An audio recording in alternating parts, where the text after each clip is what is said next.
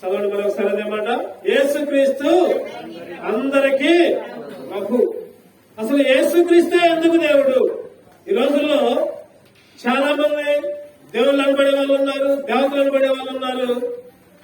యేసుక్రీస్తు మాత్రమే దేవుడు అని ఎందుకు చెబుతున్నామంటే, ఈ మాటలు విన్న తర్వాత చెప్పండి, నిజంగా యేసుక్రీస్తే దేవుడా కాదా? మీరే ఆలోచించుకోండి, మీరే చెప్పండి. కాబట్టి ఈ మాటలు జాగ్రత్తగా విన్నాం. యేసుక్రీస్తు ఎందుకు దేవుడు? ఈ లోకంలో ఎంతో మంది ఉన్నారు, వాళ్ళందరికంటే యేసుక్రీస్తు మాత్రమే దేవుడు. ఈరోజు ప్రపంచంలో ఎక్కడికి పోయినా, ఏ దేశానికి పోయినా యేసుక్రీస్తును ఆరాధిస్తున్నారు, యేసుక్రీస్తును అంగీకరిస్తున్నారు. కులం లేదు, మతం లేదు, లేకపోతే ప్రాంతం లేదు. ఏ కులమైనా, ఏ మతమైనా, ఎవరైనా సరే చాలా మంది యేసుక్రీస్తును అంగీకరిస్తున్నారు. ఎందుకంటే తెలుసుకున్నారు వాళ్ళు యేసుక్రీస్తే దేవుడు అని. ఈరోజు మనం కూడా కొన్ని విషయాలు ధ్యానం చేసుకున్నాం. యేసుక్రీస్తే దేవుడు ఎందుకు? మొదలుగా చూద్దాం. యెషయా గ్రంథం 7వ అధ్యాయం 14వ వచనం.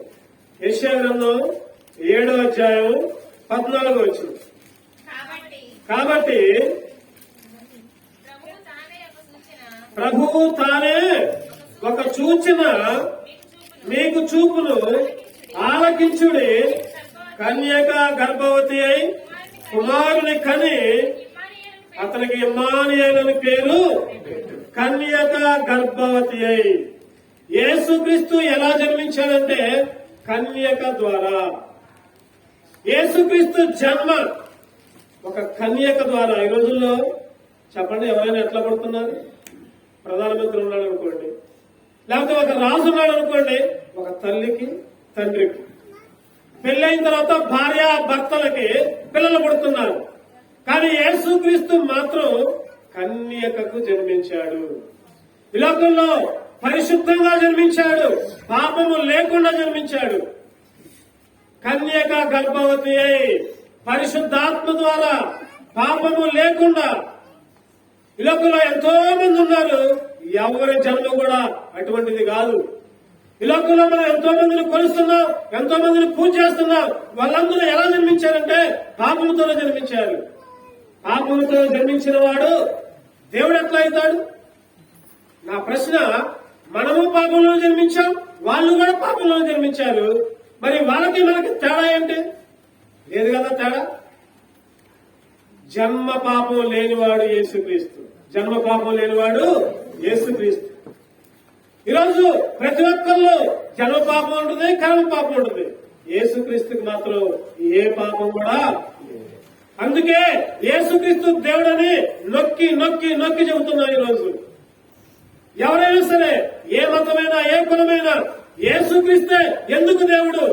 కారణం ఏంటంటే ఒకటోది జన్మ పాపం లేదు. అందుకని ఆయన ఆది కాండంలోనే రాస్తా ఉంటాడు. 3వ అధ్యాయం 15వ వచనంలో, నీకును నీ స్త్రీ సంతానమునకును నీకును విరోధము. స్త్రీ సంతానం అంటే యేసుక్రీస్తు. పురుషుని ఎరగకుండా స్త్రీ సంతానముగా యేసుక్రీస్తు లోకంలోకి వచ్చాడు. ఆయన మాత్రమే దేవుడు. యెషయా ప్రవక్త 700 సంవత్సరాల క్రితమే రాశాడు, ఇదిగో కన్యక గర్భవతి అయి. నిజంగా ఈరోజు మనం కొలిచే దేవుడు ఎటువంటి దేవుడు? పాపంలోనే పుడితే ఇంకా దేవుడు ఎట్లా అవుతాడు? ఒక్కసారి ఆలోచించుకుందాం. మన దేవుడు పవిత్రమైన దేవుడా, లేకపోతే పాపంలో పుట్టిన దేవుడా? నిజంగా ఆలోచించుకుంటే యేసుక్రీస్తు జన్మ పాపము లేని జన్మ, పవిత్రమైన జన్మ. అందుకే యేసుక్రీస్తు దేవుడు. యేసుక్రీస్తు దేవుడు, ఆయన మాత్రమే దేవుడు. ఈరోజు ఒక తండ్రికి 7 పిల్లలు ఉన్నారనుకుందాం. ఆ 7 పిల్లలకి అరే మీ నాన్న ఎవర్రా అంటే ఏం చెబుతాడు చెప్పండి? ఏం చెబుతాడు? మా నాన్న పేరు ఫలానా ఫలానా ఫలానా.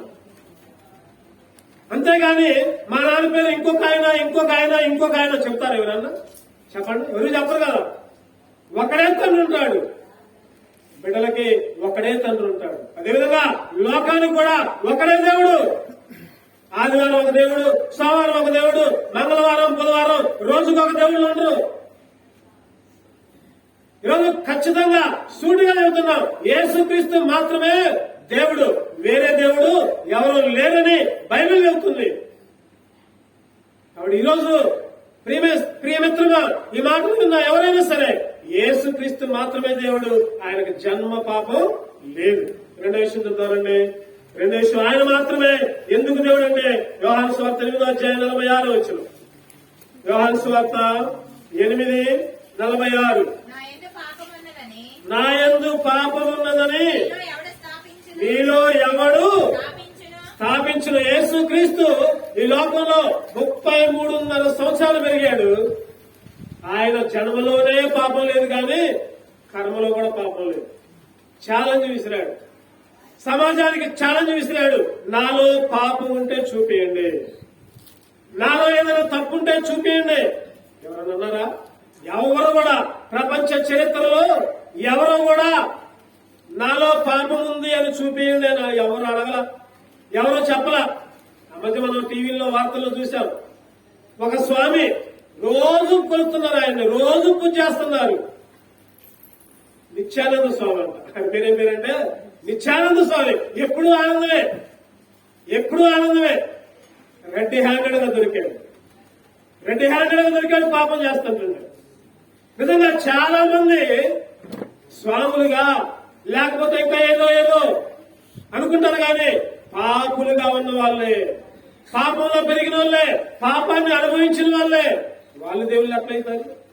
యేసుక్రీస్తు చెప్తున్నాడు, నాలో పాపమున్నదని ఎవడు నిరూపించగలడు అని అంటాడు కదా. హెబ్రీ 4:15 హెబ్రీ 4:15 7:26 కూడా అంటా ఉంటాడు. చదవండి. హెబ్రీ 4, మన ప్రధాన యాజకుడు బలహీనతల యందు సహానుభావము లేనివాడు, సమస్త విషయములలో మనవలే శోధింపబడినను ఆయన పాపము లేనివాడుగా ఉన్నాడు. పాపము ఇంకా వచ్చిన చూసుకుంటే చాలా ఉన్నాయి. పాపం అంటే ఎరగనివాడు, పాపంలో చేరనివాడు, పాపం అంటే తెలియదు, పవిత్రుడిగా పెరిగాడు ఆయన. అందుకే పవిత్రుడు కాబట్టే ఆయన మాత్రమే దేవుడు అని చెప్పగలుగుతున్నాం. యేసుక్రీస్తే దేవుడు, పాపము లేకుండా పెరిగాడు, పాపంలోనే పెరిగాడు, పాపం అంటలా ఆయనకు. ఈరోజు చెప్పగలమా నాలో ఏం పాపం లేదని? మనం ఎవరన్నా చెప్పగలమా? చెప్పండి. ఎక్కడ ఉన్నావు?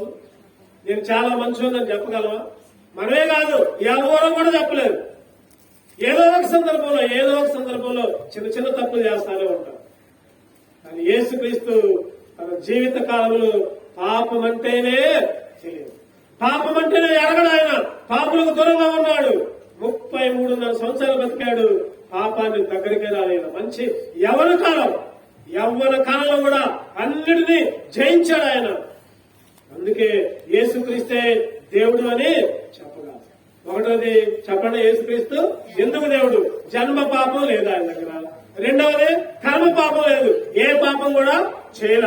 మూడవది మత్తయి సువార్త 22:37 మత్తయి సువార్త 22:37 అందుకు ఆయన నీ పూర్ణ హృదయముతోను, నీ పూర్ణ ఆత్మతోను, నీ పూర్ణ మనస్సుతోను నీ దేవుడైన ప్రభువును ప్రేమింపవలనది ఇది ముఖ్యమైనది మొదటిది నైనా ఆజ్ఞ. నిన్ను వలె నీ పొరుగు వారిని ప్రేమించు, నిన్ను వలె నీ పొరుగు వారిని ప్రేమించు. ఈ లోకంలో ఎవరు కూడా చెప్పరా ఇటువంటి బోధలు, ఇటువంటి ప్రేమ పూర్వకమైన మాటలు ఎవరో చెప్పరా. నిన్ను వలె నీ పొరుగు వారిని ప్రేమించు. ఆయన అంటాడు కదా, ఒక చెంప కొడితే మీరు కూడా గట్టిగా కొట్టండి అట్లా. ఈ లోకంలో అయితే అంటారు, అరే ఒక చెంప కొడితే నువ్వెందుకు ఊకున్నావురా, నువ్వు 2 చెంపలు వాయించపోయినవా అంటారు. అరే ఒక తిట్టు తిడితే నువ్వెందుకు ఊకున్నావు, ఇంకా 4 తిట్లు తిట్టపోయినవా. ఇది ఈ లోకంలో. కానీ యేసుక్రీస్తు అయితే నిన్ను వలే నీ పొరుగు వారిని ఒక చెంప కొడితే 2వ చెంప తిప్పు, 1 మైలు రమ్మంటే 2 మైలు వెళ్ళు.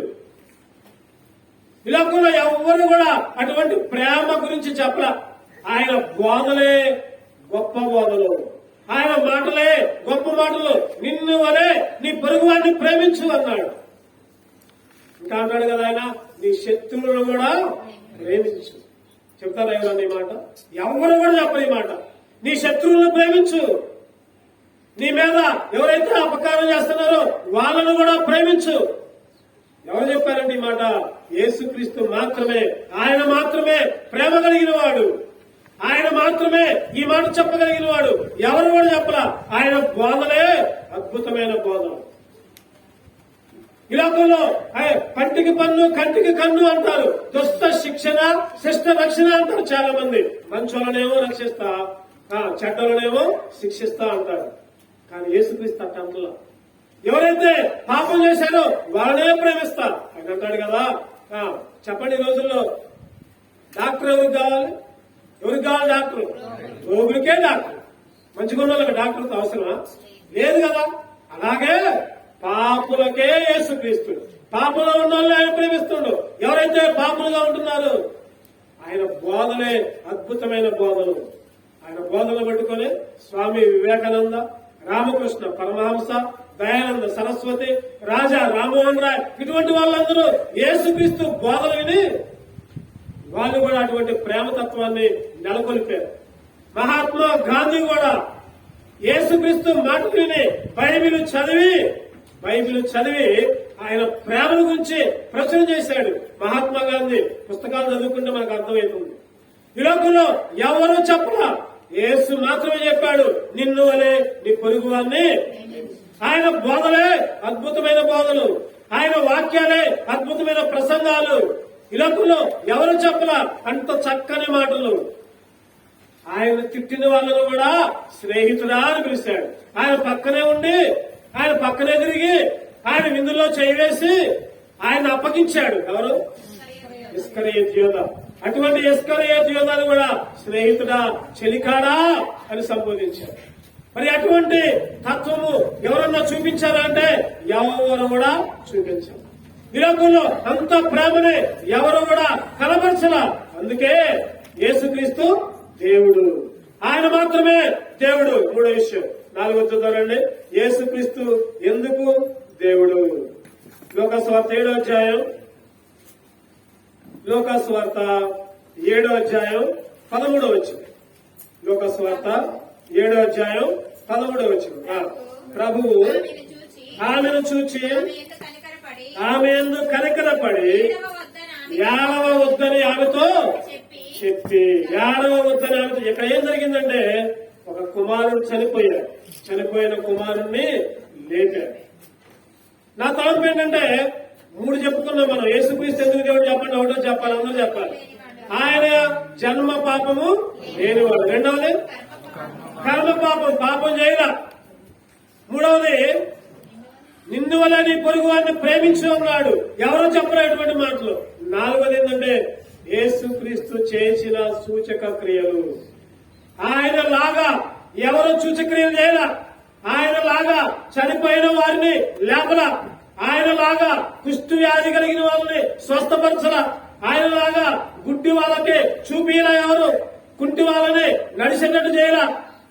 యేసు మాత్రమే చేశాడు. బైబిల్లో ఎన్నో ఉదాహరణలు. 4 రోజులు సమాధిలో ఉంటే లాజరును లేపాడు. తర్వాత ప్రధాన యాజకుడి కుమార్తెను కూడా చనిపోతే లేపాడు. ఆయన ఎన్నో సూచక్రియలు, అద్భుతాలు, ఆశ్చర్య కార్యాలు ఈ లోకంలో ఎవరైనా చేశారా చెప్పండి? ఎవరన్నా ఏ పుస్తకంలో అన్నా ఫలానా ఆయన చచ్చిపోయిన వాళ్ళని లేపాడు ఉందా ఎక్కడన్నా? ప్రపంచంలో ఎన్నో పుస్తకాలు ఉన్నాయి, ఎన్నో గ్రంథాలు ఉన్నాయి. ఏ గ్రంథంలో కూడా ఇటువంటి మాటలు రాయబల్లా. కేవలము పరిశుద్ధ గ్రంథంలోనే, బైబిల్లోనే. యేసు మాత్రమే అద్భుతాలు చేసేవాడు. 12 సంవత్సరాలు రక్తస్రావంతో బాధపడితే ఎక్కడ నాకు స్వస్థత అని తిరిగింది పాపం. ఎక్కడా స్వస్థత లేదు. ఎక్కడ దొరికింది చెప్పండి ఆమెకి? యేసు చెంగు పట్టుకుంటేనే, యేసు వస్త్రము చెంగు పట్టుకుంటేనే స్వస్థత. ఈరోజు నువ్వు స్వస్థతలో లేకుండా ఉన్నావా? నీకు ఏదైనా రోగం ఉందా? ఏదైనా బాధ ఉందా? యేసు దగ్గరికి రా, స్వస్థత ఇస్తాడు ఆయన. యేసుని అంగీకరించు, యేసుక్రీస్తు నమ్ము, ఆయన బాగు చేస్తాడు, రోగాలు బాగు చేస్తాడు, స్వస్థత ఇస్తాడు. శారీరకమైన స్వస్థతే కాదు, ఆత్మీయ స్వస్థత కూడా. ఈరోజు శరీరం బాగోట్లేదేమో, శరీరం కంటే మన ఆత్మ ఇంకా కృషించిపోతుంది. శరీరం ఏం పైకి రోగాలతో ఉంది కానీ ఆత్మ ఇంకా పెద్ద రోగాలు. అటువంటి రోగాలను కూడా తీసివేసే సమర్థుడు యేసుక్రీస్తు మాత్రమే. ఆయన మాత్రమే చనిపోయిన వారిని లేపగలగడు. ఆయన మాత్రమే సమాధిలో ఉన్న వాళ్ళని లేపేవాడు. ఆయన యేసుక్రీస్తు సూచక క్రియలు చేశాడు, అద్భుతాలు చేశాడు, ఆశ్చర్య కార్యాలు చేశాడు. అందుకే ఆయనే రక్షణకర్త, ఆయనే సృష్టికర్త, ఆయనే దేవుడు. ఇటువంటి అద్భుతాలు ఎవరు కూడా చేయలే. 5వ విషయం చదువుతానండి. యేసు మాత్రమే ఎందుకు దేవుడు. 2 కొరింథీ 5వ అధ్యాయం 15వ వచనం.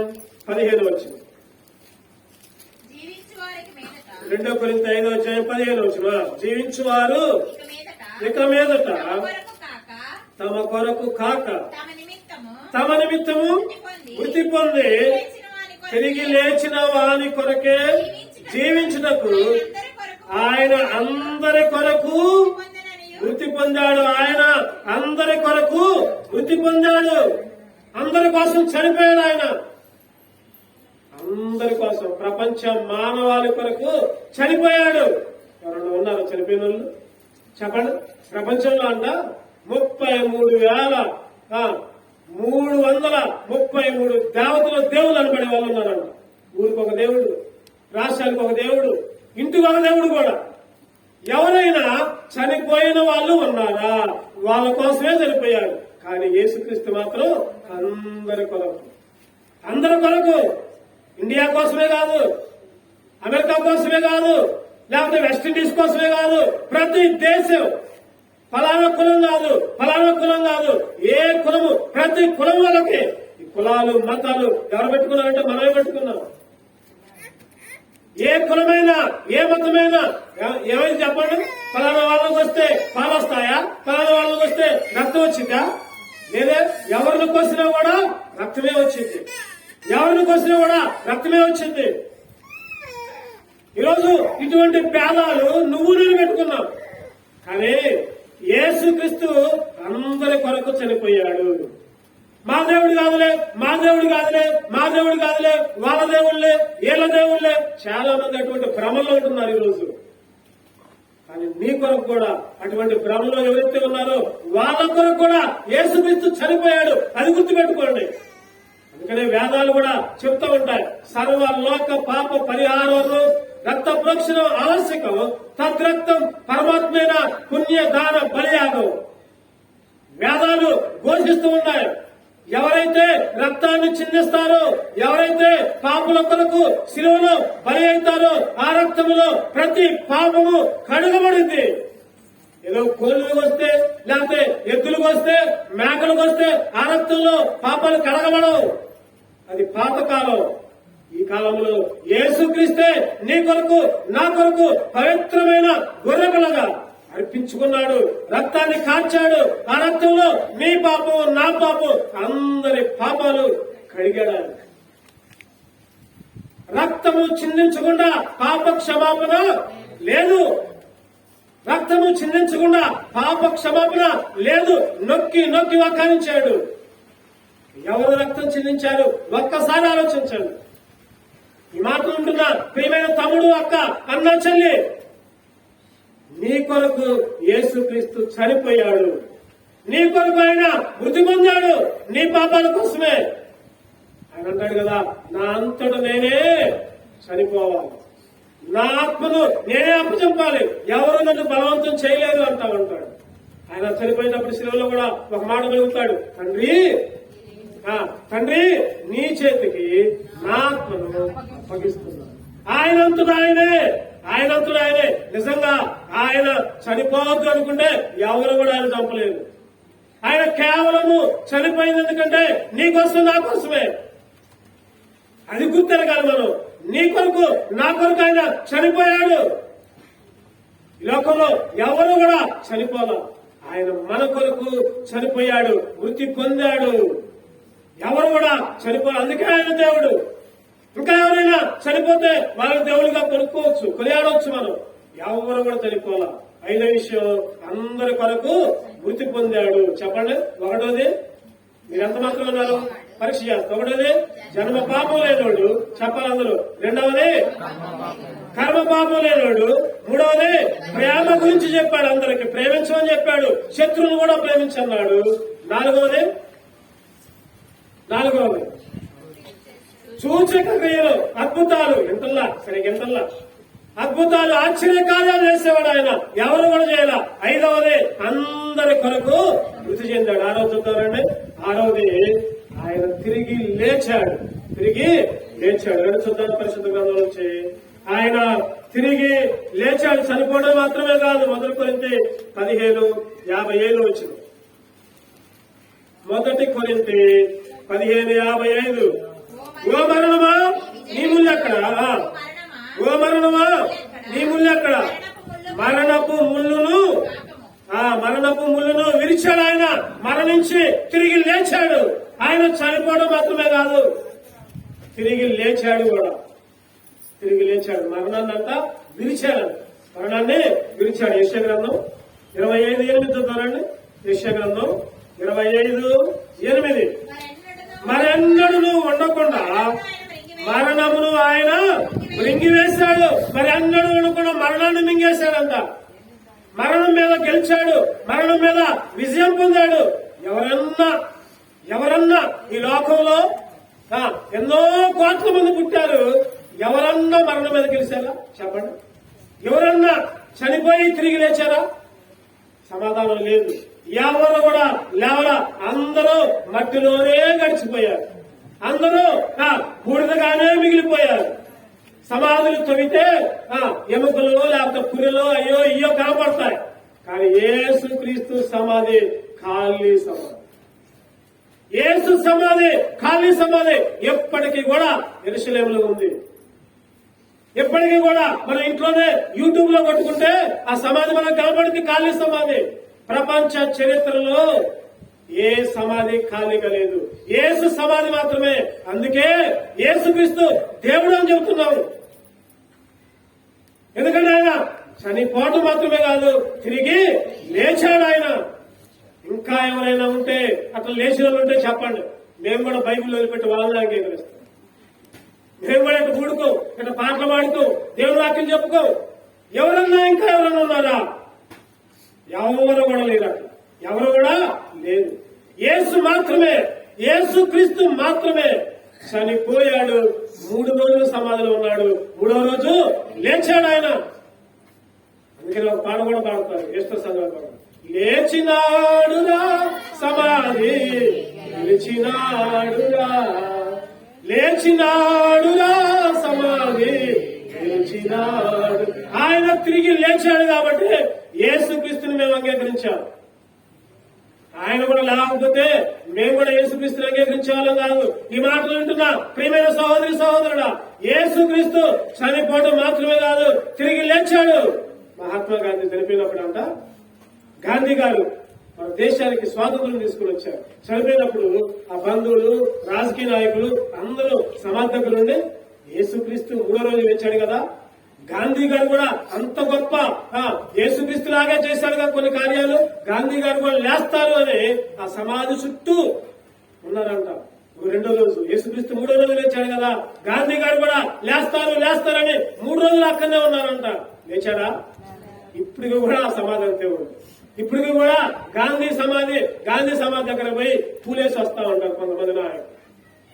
ఈరోజు చనిపోయి సమాధుల్లో ఉన్న వాళ్ళే అందరూ ప్రపంచ మానవాళి ప్రతి ఒక్కరు సమాధుల్లోనే ఉన్నారు. కానీ ఒకే ఒక్క ఆయన మరణాన్ని గెలిచాడు, సమాధిని గెలిచాడు. ఆయనే యేసుక్రీస్తు. ఆయన మాత్రమే దేవుడు. యేసుక్రీస్తు మాత్రమే దేవుడు. ఇంకా ఎవరు చనిపోయి లేవలా? ఎన్నో విషయం చెప్పండి? 6వ విషయం. చివరిగా 7వ విషయం చూసుకున్నారండి. ఎటువంటి ఆయన అంటే ఆయన చనిపోవడం మాత్రమే కాదు, తిరిగి లేవడం మాత్రమే కాదు, మళ్ళీ ఏం చేస్తారంటే తిరిగి వస్తాడు. తిరిగి రాబోతున్నాడు ఆయన. ఆయన చనిపోతేనే సరిపోలా, లేస్తేనే సరిపోలా, ఆయన మరలా వస్తున్నాడు. ఆయన వచ్చి ఎవరైతే యేసుక్రీస్తుని అంగీకరిస్తారో వాళ్ళని పరలోక రాజ్యంలోకి తీసుకెళ్తాడు ఆయన. మనం అనుకుంటాం కదా స్వర్గం నరకం. కొంతమంది అంటారు కదా, అరే మంచి పనులు చేస్తే మంచోడిగా పడతారా, చెడ్డ పనులు చేస్తే ఏ కుక్కు బల్లు పందు నక్కు అట్లా పడతారా అని అంటారు. మరో జన్మ లేదు. కుక్కగాను నక్కగాను పుట్టరు. మనుషులకి మనుషులే పడతారు, కోతులకి కోతులే పడతారు, పిల్లులకి పిల్లులే పడతారు. ఈ లోకంలో ఒకే ఒక్క ఆయన తిరిగి వస్తాడు. ఆయన మరు జన్మ అంటే ఉండదు. చనిపోయిన తర్వాత నీ ఆత్మ రెండు ప్రదేశాలు, ఒకటేమో స్వర్గంలోకి పోవాలి, రెండేమో నరకంలోకి పోవాలి. అంతే, దాంట్లో ఏ మాత్రం కూడా మార్పు లేదు. నువ్వు యేసుక్రీస్తుని అంగీకరిస్తే ఆ లోకంలోకి పోతావు. యేసుక్రీస్తుని అంగీకరించకపోతే నరకమే నీ గతి. ఆయన తిరిగి వస్తాడంట. అపొస్తలుల కార్యాలు 1:11. అపొస్తలుల కార్యాలు 1:11 చదవనండి. గలిలయ మనుషులారా, ఎందుకు నిలిచి ఆకాశం వైపు చూచున్నారు? మీ యొద్ద నుండి పరలోకములకు చేర్చుకోబడిన ఈ యేసే ఏ రీతిగా పరలోకములకు వెళ్ళటం మీరు చూచితురో ఆ రీతిగానే ఆయన తిరిగి వచ్చును. ఏ రీతిగా వెళ్ళాడో అదే రీతిగా వస్తాడు. ఈసారి వచ్చేటప్పుడు గర్జించు సింహంలాగా వస్తాడు. యూదా గోత్రపు సింహంలాగా వస్తాడు. తీర్పు తీర్చడానికి వస్తాడు. మేకలనేమో మగ్గుంపు చేస్తాడు, గొర్రెలనేమో మగ్గుంపు చేస్తాడు. మేకల్ని నరకంలోకి పంపిస్తాడు, గొర్రెలనేమో పరలోకానికి. మేకల గొర్రెలు అంటే మేకల గొర్రెలు కాదు, మనమే. ఎవరైతే యేసుక్రీస్తుని అంగీకరిస్తారో వాళ్ళ కుడి వైపున ఉంటారు గొర్రెల్లాగా. ఎవరైతే యేసుక్రీస్తుని అంగీకరించారో వాళ్ళు ఎడమ వైపున ఉంటారు మేకల్లాగా. ఆయన తీర్పు తీరుస్తాడు. యూదా 1:14. యూదా 1:14. యూదా 1:14. ఆదాము మొదలుకొని 7వ ఆనోకు కూడా వీరిని గురించి ప్రవచించున్నాడు. ఇదిగో అందరికీ తీర్పు తీర్చుటకు, అందరికీ మనుష్య జాతి అందరికీ, ప్రపంచ మానవులందరికీ ఏ భేదం లేదు. నేను గొప్పను కదా, లేకపోతే నేను లేనోడు కదా, నేను అడుక్కునేవాడు కదా, నా అంత కోటేశ్వరుడు ఎవరు లేరు కదా, అవన్నీ లేవు. అందరూ ఒకటే. అందరికీ తీర్పు తీర్చడానికి వస్తా ఉంటారు. ఆయన 1 దశలోనికయ్యా 4వ ప్రకారం ఆర్పాటముతోనూ ప్రధాన దూత ఘోర శబ్దముతో ఆయన వస్తాడు. ఎవరైతే ఆయన అంగీకరిస్తారో వాళ్ళను మాత్రమే తీసుకువెళ్తాడు. ఇంకెవరైనా చెప్పారా నేను మరలా వస్తా అని? ఎవరైనా చెప్పారా? ఒకసారి చరిత్ర పరిశీలించండి, ఒకసారి పుస్తకాలన్నీ పరిశీలించండి, ఒక్కసారి జ్ఞానము కలిగి ఆలోచిద్దాం. ఎవరు దేవుడు? కొంతమంది అంటారు కదా దేవుడే లేడు. దేవుడు లేకపోతే సృష్టి ఆడిది, దేవుడు లేకపోతే ఈ గాలి ఆడిది, లేకపోతే ఈ ప్రపంచం ఆడిది, సూర్యుడు, చంద్రుడు, నక్షత్రాలు, గెలాక్సీ, పాలపుంత ఇవన్నీ ఎక్కడివి? దేవుడు ఉన్నాడు కాబట్టే ఈ సృష్టి. దేవుడు లేడనంట ఎవరు అనుకుంటారు చెప్పండి? బుద్ధిహీనులు, తెలివి తక్కువ వాళ్ళు, బుద్ధిహీనులు దేవుడు లేడని అనుకుంటారు. కరెంట్ ఉంది కదా, కరెంటు కలుపుకున్నాడు కనపడుతుందా నాకు అని అంటారు చాలా మంది. కరెంట్ ఎవరు కలుపుకున్నారు చెప్పండి? ఎవరు కలుపుకున్నారు కరెంటు? Thomas Alva Edison. లేకపోతే ఈ మైకు దీన్ని కనుక్కున్నాడు, కనిపెట్టినాడు, తయారు చేసినాడు ఎక్కడో ఉంటాడు. మనం చూసే ప్రతి వస్తువు కూడా దాన్ని తయారు చేశారు, ఒకరు తయారు చేశారు. ఆ వ్యక్తి కనపడకపోతే ఇక వాళ్ళు లేనట్టేనా? కానీ దేవుడు ఉన్నాడు. బుద్ధిహీనులాగా దేవుడు లేడని అనుకోవద్దు. మరి ఎవరు ఆ దేవుడు అంటే ఈ 7 లక్షణాలు చెప్పుకున్నాం. ఈ 7 లక్షణాలు ఎవరైతే కలిగి ఉన్నారో వాళ్ళే నిజమైన దేవుడు. 7 లక్షణాలు ఎవరన్నా కలిగి ఉంటే చెప్పండి. ప్రపంచ చరిత్రలో సైంటిస్టులు, శాస్త్రవేత్తలు, మేధా సంపన్నులు ఎవరు కూడా అర్థం కాల, అందరూ కూడా ఏకీవించారు బైబిల్ని. అందుకనే బైబిల్కి పరిశుద్ధ గ్రంథము అని పేరు పెట్టారు. దీంట్లో ఒక్క పళ్ళు లేదు, ఒక్క సున్నా లేదు, అన్ని కరెక్ట్. వంక పెట్టడానికి ఏమాత్రం కూడా అవకాశం లేదు. ఎంతో మంది చూస్తారు దీంట్లో ఏదో తప్పుందేమో కనిపెడతామని, వాళ్ళే యేసుక్రీస్తుని అంగీకరించారు కానీ తప్పులు దొరకల. ఈరోజు ప్రియమిత్రమా, దేవుడు ఉన్నాడు. ఆ దేవుడు ఎవరంటే యేసుక్రీస్తు మాత్రమే. వేరే దేవుళ్ళకి యేసుక్రీస్తుకి తేడా చెప్పుకున్నాం. చెప్పండి. ఒకటోది జన్మ పాపము లేనివాడు, రెండవది కర్మ పాపము లేనివాడు, మూడవది ప్రేమ గురించి చెప్పినవాడు, నాలుగవది సూచక్రియలు చేసినవాడు, ఐదవది అందరి కొరకు చనిపోయాడు, ఆరవది తిరిగి లేచాడు, ఏడవది తిరిగి రానై ఉన్నాడు. తిరిగి రానై ఉన్నాడు. నువ్వు సిద్ధపడితే, నువ్వు రక్షణ పొందితే, బాప్తిసం తీసుకుంటే, మారు మనసు పొందితే ఆయన బిడ్డగా ఉంటావు. సిద్ధపడకపోతే మేకల గుంపే నువ్వు. వరి గనక కళ్ళ వేసిన తర్వాత ఏం చేస్తారు చెప్పండి? లాస్ట్ లో ఏం చేస్తారు? వరిని ఒడ్లుని తురుపాల పడతారు. తురుపాల పడిన తర్వాత చాట వేసుకుని, తెలుసు మన అందరికి, చాట వేసుకుని తురుపాల పడతారు. గట్టి గింజలేమో ఒక దగ్గర ఉంటాయి, తాళేమో ఒక పక్కన పోతాయి. ఏం చేస్తాం మనం చెప్పండి? తాళిన మొత్తాన్ని బస్తాలు వేసుకుని ఇంట్లో తెచ్చుకుంటాం, అంతేనా? తాళి మొత్తం వదిలి పెడతాం, గట్టి గింజలు మాత్రం ఇంట్లోకి తెచ్చుకుంటాం, మిల్లులో ఆడిస్తాం, బియ్యంగా తయారైతే మనందరికీ ఉపయోగపడుతుంది. కానీ ఈరోజు పొట్టులాగా చాలా మంది ఉంటున్నారు. ఈరోజు మనుషుల్లో కూడా గట్టోళ్ళు వేరే ఉంటున్నారు, పొట్టు వేరే ఉంటుంది. నువ్వు పొట్టులాగా ఉన్నావా, గట్టి గింజలాగా ఉంటున్నావా? ఒక్కసారి ఆలోచించుకో. నీ జీవితంలో పాపంలో ఉంటే యేసుక్రీస్తుని అంగీకరించి కూడా పాపపు తలంపులు, పాపపు ఆలోచనలు, చెడ్డ స్వభావాలు ఉంటే కొట్టే. గట్టి గింజలు కాదు, నరకానికి పోతావు. జాగ్రత్త.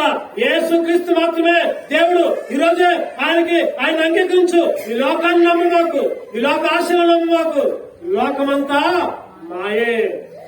ఎంతలో కనపడింది అంతలో పోతుంది. మాయలోకం ఇది, మాయలోకం ఇది. ఈ లోకం అనేది 3 నాళ్ళ ముచ్చటే. ఈ లోకమంతా 3 నాళ్ళ ముచ్చటే.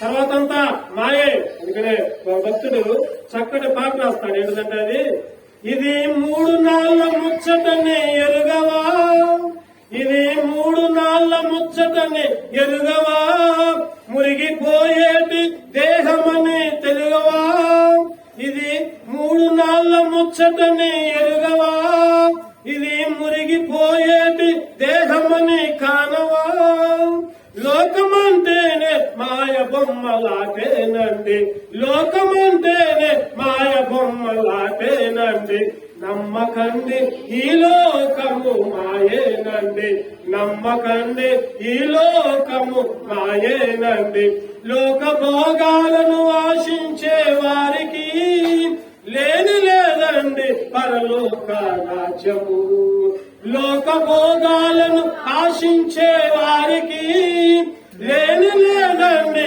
పరలోక రాజ్యము, ఈ కనిపించే లోకము కను మాయేనండి, నమ్మకండి ఈ లోకము మాయేనండి, నమ్మకండి ఈ లోకము మాయేనండి. ఈ లోకాన్ని నమ్ముకోవద్దు, ఇదంతా మాయలోకం.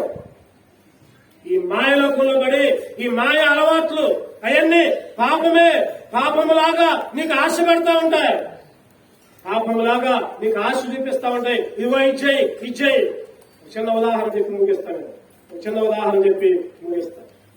ఒకసారి ఒక యవనస్తుడంట తన అత్తగారింటికి వెళ్తున్నాడు. స్ట్రైట్ గా వెళ్లకుండా ఏం చేశారంటే, అరే ఈ రోడ్డు మీద నుంచి పోతే చాలా దూరం కదా, ఈ షార్ట్ కట్ లో పోదాం, ఈ సందులోంచి గొంతులోంచి పోదాం, మధ్యలో చెట్లు ఉంటాయి, అడవి ఉంటుంది కదా, అయినా కానీ ఏం కాదులే తొందరగా వెళ్ళొచ్చిన అనుకుని అడవి గుండా పోతున్నాడు. అడవి గుండా పోతుంటే ఒక చెట్టు కనపడింది. అడవి గుండా పోతుంటే ఒక పెద్ద చెట్టు కనపడిందంట. పక్కనే కొద్దిగా సరస్సు ఉందంట.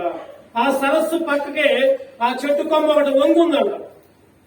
చూశాడంట, ఆ చెట్టు కొమ్మకి మంచి తేనె ఉందంట. ఏముంది చెప్పండి? తేనె గురించి మనకు తెలుసు అందరికి. తేనె చాలా తీయగా ఉంటుంది. ఆ చెట్టు కొమ్మ మీద తేనె పట్టు ఉందంట. చూశాడంట, చిన్నగా పోవచ్చులే, తేనె బలేకుంది, ఆ తేనె తాగుదాం అనుకుని ఒక కర్ర తీసుకున్నాడు, ఒక గుడ్డ తీసుకున్నాడు, మంట పెట్టాడు, ఆ గుడ్డని కాగడాగా చేసుకున్నాడు, చెట్టు ఎక్కాడు. ఎక్కుతా ఉంటుంటే అందులోకి ఒక ఆయన వస్తుందంటాడు, అరే పిచ్చోడా ఈ అడవి మంచిది కాదురా, క్రూర జంతువులు వస్తాయి, మొసలుంటాయి, ఆ సరస్సులో పాములు ఉంటాయి చెట్ల మీద, అరే ఎందుకురా ఆ తేనె కోసం ఆశపడుతున్నావు, చచ్చిపోతావురా అంటే, నువ్వేందా నాకు చెప్పేది, నీ పన్నులు చూసుకో, నా ఇష్టం అని అన్నాడు. లెక్క చేయట్లా. నిజంగా ఈ రోజుల్లో కూడా మంచి చెప్తే ఎవరు లెక్క చేయరు. చెప్తారా, చేస్తారా చెప్పండి. ఫలానా చేయండి అంటే, నువ్వేందా నాకు చెప్పేది, నా ఇష్టం అంటాడు. ముఖ్యంగా యవనస్తులు, వాడు ఎక్కాడంట, నీ పన్ను చూసుకో, నా పన్ను నేను చేసుకుంటా అని చెట్టు ఎక్కాడంట. కాగడాలిగిచ్చి ఆ తేనె పట్టు దగ్గర పెట్టాడంట. తేనెటీగలన్నీ పోయాయి. ఇక హాయిగా ఆ తేనె తాగడం మొదలుపెట్టాడు. కొద్దిగా తీసుకున్నాడు, తాగుతా ఉన్నాడు. తాగుతుంటే ఆ చేతుల్లో నుంచి ఏమైందంటే, ఆ చేతుల్లోంచి తేనె గారి సరస్సులో పడుతుంది. చుక్కలో టక టక టక టక పడుతున్నాడు. అంతలోకి అదే సమయంలో ఒక పులి వచ్చిందంట సరస్సులోకి నీళ్లు తాగుతాడు. ఎక్కడా సౌండ్ వస్తుందని చూస్తుంటే ఆ సౌండ్ పైన చూస్తే ఏం కనపడదు, ఒక మనిషి కనపడ్డాడు. పులికి వెంటనే కోరిక పుట్టింది, ఆహా నాకు మంచి ఆహారం దొరికింది ఈ రోజు అనుకుంది. ఆ పులి ఆ చెట్టు చూసింది, చెట్టు మొదట్లోకి వచ్చి వాడు ఎప్పుడైనా చెట్టు దిగుతుంది కదా, వెంటనే వాడు తిందాం అనుకుంది పులి. వాడేమో పైనుండి తేనె దాక్కుంటూ చూస్తున్నాడు, కింద పులి వచ్చింది. అయ్యో ఎట్లా ఆ పులి చెట్టా కదలే. ఏమనుకున్నాడంటే, పులి చెట్టా కదలే, నేను ఎక్కడనే ఉంటా, అది భయంకరంగా పోతానే అని అనుకున్నాడు. అంతలోకే మళ్ళీ ఏం జరిగింది, మళ్ళీ చుక్కలు పడుతున్నాయి, తేనె చుక్కలు. ఆ సరస్సులో నీళ్లు తీయగా అయిపోతున్నాయి. వెంటనే మొసలు 4-5 మొసలు వచ్చినాయి. ఏంటా నీళ్లు తీయగా ఉంటున్నాయి, మొసలు వచ్చినాయి. పైకి చూస్తే పైన మనిషి. మొసలు కూడా అనుకున్నా, ఆహా ఈరోజు మాకు సంపూర్ణ ఆహారం, హాయిగా తినొచ్చు వాడిని అని మొసలు కూడా అనుకున్నాయి. వాడు అనుకున్నాడు కదా, వాడేమనుకున్నాడంటే, ఇటు చూస్తేనేమో పులి ఉంది, అటు చూస్తేనేమో మొసలుంది, ఏం కాదులే నేను ఎక్కడనే ఉందాములే అని అనుకున్నాడు. అందులోకి ఏం జరిగిందంటే, ఆ చెట్టు మీద అంట పక్షులు పెట్టిన గుడ్లు తినడానికి ఒక తాసుపాము ఎక్కిందంట.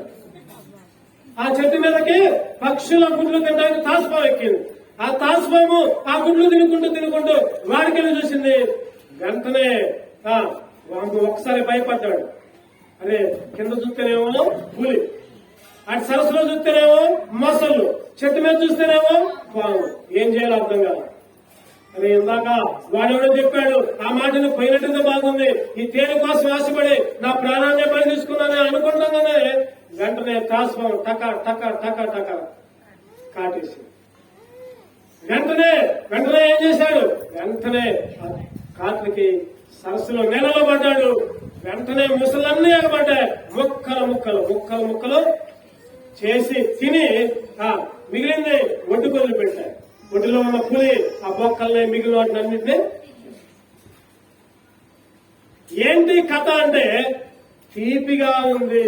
ఆ తేనె కోసం ఆశపడి తన ప్రాణాన్నే బలి చేసుకున్నాడు, తన ప్రాణాన్నే పోగొట్టుకున్నాడు. ఆ యవనస్తుడు ఎవరో కాదు, నువ్వు నేనే, మనమే ఆ యవనస్తులు.